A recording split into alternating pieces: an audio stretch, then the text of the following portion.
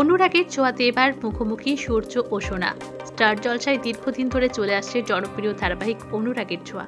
এবার সেই ধারাবাহিকের নতুন প্রোমো এসেছে, যেখানে দেখানো হচ্ছে অলির চোখের অপারেশনের জন্য দীপা কম্পিটিশনে নাম দিতে চায়, কারণ সেখানে জিতলে মোটা টাকার প্রাইজ পাওয়া যাবে, আর যা দিয়ে অলির চোখের অপারেশন করতে পারবে দীপা।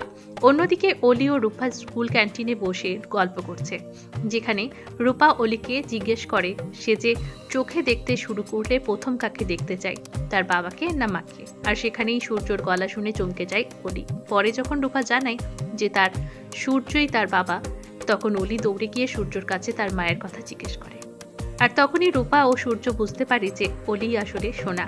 তাহলে এবার কি সব ভুল বোঝাবুঝি মিটে যাবে, নাকি শুরু হবে আরও নতুন কোনো ঝামেলা? জানতে দেখুন অনুরাগের ছোঁয়ার মহা এপিসোড।